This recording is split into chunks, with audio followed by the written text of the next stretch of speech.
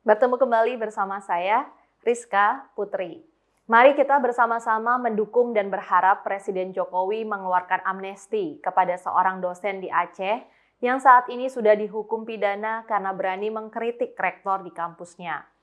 Nama dosen itu adalah Saiful Mahdi dan mengajar di Universitas Syiah Kuala.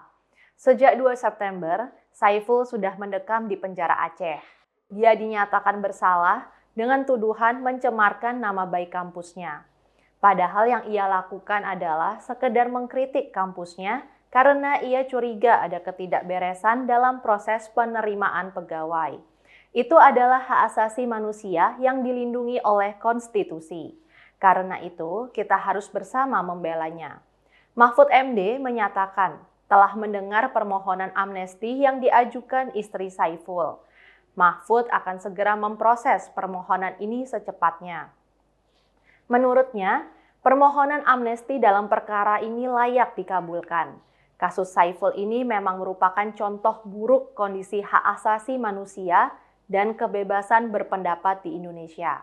Kasus itu bermula ketika Saiful menulis di grup WhatsApp Usyah Kita pada Maret 2019. Di sana ia mengkritik hasil penerimaan CPNS di lingkungan Fakultas Teknik Universitas Syiah Kuala pada 2018. Saiful mengetahui ada salah satu peserta yang dinyatakan lolos tes, padahal ia salah mengunggah berkas. Ia kemudian menulis di WhatsApp grup pada Maret 2019 dengan isi begini. Innalillahi wa innalillahi roji'un, dapat kabar duka matinya akal sehat dalam jajaran pimpinan Fakultas Teknik Unsyah saat tes PNS kemarin. Bukti determinisme teknik itu sangat mudah dikorup. Gara-gara tulisan di WA itu, Saiful diadukan dekan Fakultas Teknik Unsyah, Taufik Saidi, ke polisi dengan tuduhan pencemaran nama baik. Saiful dituding menuduh Taufik Saidi melakukan korupsi. Padahal kalau kita baca isi WA itu, sangat jelas bahwa Saiful tidak menyebut nama Taufik sama sekali. Kata korup di situ ditujukan untuk menunjukkan kejanggalan sistem atau mekanisme penerimaan CPNS. Bahkan Saiful menambahkan tanda tanya di akhir kalimat. Namun ternyata pengadilan berpendapat lain. Majelis Hakim Pengadilan Negeri Banda Aceh menjatuhkan vonis 3 bulan penjara dan denda 10 juta subsidiar 1 bulan kurungan. Saiful dinilai bersalah telah melakukan pencemaran nama baik sebagaimana diatur dalam Undang-Undang ITE. Saiful Mahdi sempat menempuh upaya banding dan kasasi ke Mahkamah Agung, tetapi upaya itu kandas. Menurut kami, Saiful pada dasarnya adalah tokoh pendidikan berintegritas yang layak diteladani. Ketika ia melihat ada yang cacat dalam sistem, dia berusaha memperbaikinya. Dia bukan cuma mengeluh dalam hati, dan bukan cuma menggerundel dengan sesama teman. Apalagi ini adalah perguruan tinggi negeri yang dibiayai oleh uang rakyat. Kalau penerimaan pegawai dan dosen di kampus dilakukan dengan cara yang tidak objektif, yang akan merugi adalah seluruh masyarakat. Bila penerimaan dilakukan dengan cara subjektif, hanya berdasarkan kedekatan atau bahkan suap, kualitas pendidikan akan memburuk. Karena itulah Saiful menyuarakan kritiknya secara terbuka. Dan kalau dibaca itu WA-nya, kritik itu disampaikan dengan cukup santun. Kritik itu pun tidak dipublikasikan kepada masyarakat luas, hanya disebar ke sebuah WAG yang anggotanya terbatas. Kalau pimpinan Universitas Syiah Kuala keberatan, sebenarnya mereka dapat mengadakan sebuah forum dialog untuk mendengar kritik Saiful. Atau sebenarnya mereka bisa saja menjawab langsung melalui WAG. Kalau Saiful sebenarnya salah persepsi tentang apa yang terjadi, kesalahan Saiful bisa diluruskan.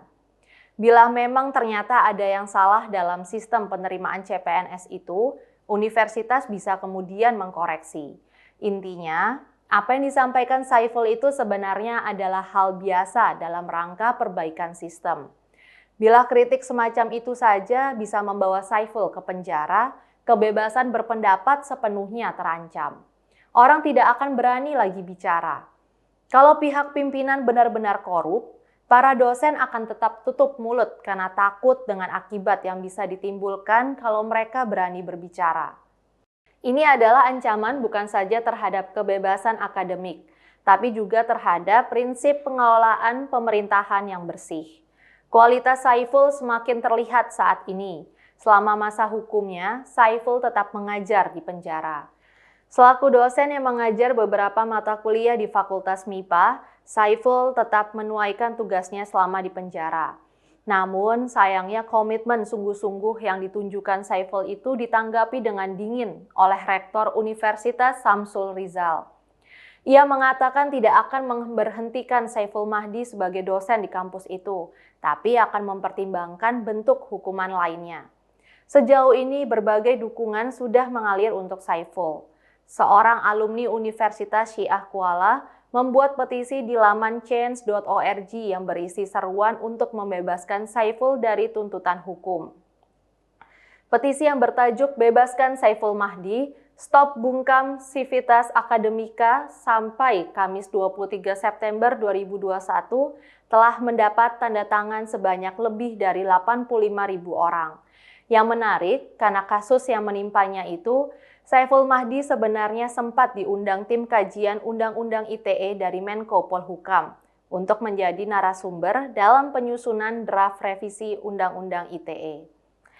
Ternyata kini Saiful sendiri terkena hukuman atas dasar pasal-pasal dalam Undang-Undang ITE yang multitafsir dan sedang berusaha diubah pemerintah tersebut.